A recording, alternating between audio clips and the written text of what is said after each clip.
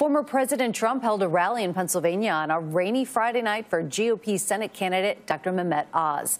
Despite Mr. Trump's endorsement, there was a mixed reception for the television personality. Rivals have accused him of switching from liberal to conservative positions. He got a few boos during the rally. Fellow GOP Senate candidate J.D. Vance also took the stage in Pennsylvania. He won the Ohio Republican primary election last Tuesday after the former president endorsed him. The Pennsylvania primary elections will be held on May 17th.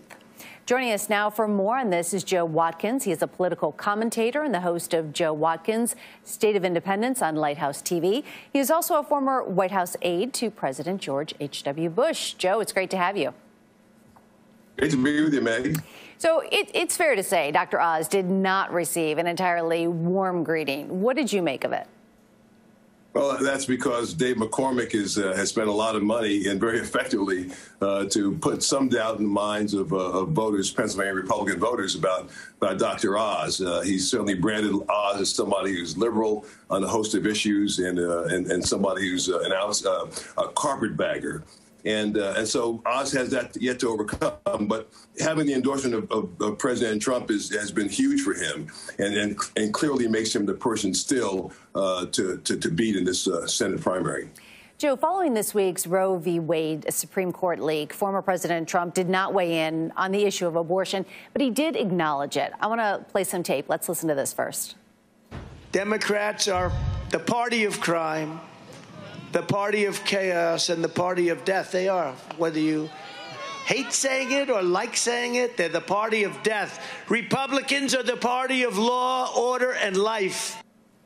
Joe, why do you think he kept his distance from discussing the GOP's stance against abortion?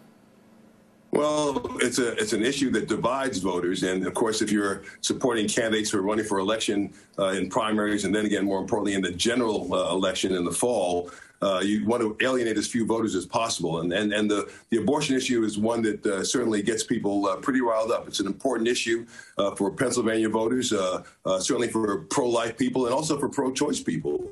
And so the president wouldn't do anything, I think, to gin up anger or angst among the opposition because it could hurt his candidates.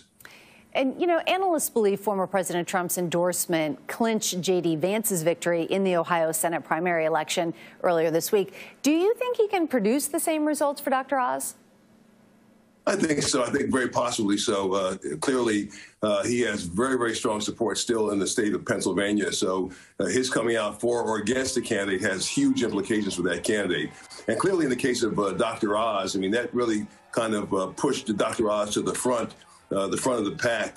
He was doing okay when he started. He had some advertising that's been effective, but clearly having the Trump endorsement was great for momentum for Dr. Oz.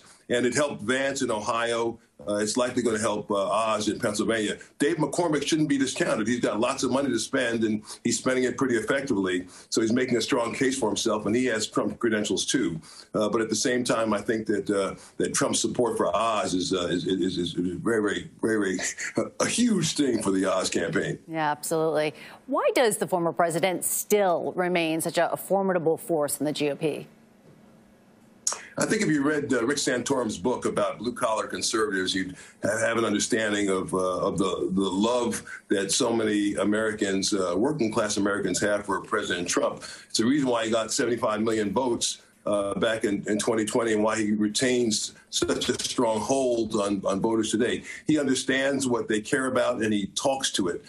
He's actually a very strong communicator, and he's not likely to lose his grip on that base of support within the party. So Republicans, whether they're for him or against him, have to acknowledge the fact that Donald Trump is still the leader of the Republican Party and that millions of Americans still follow him very, very closely. All right, Joe Watkins, thank you so much for joining us, especially on a weekend. Thanks, Meg. Great to be with you.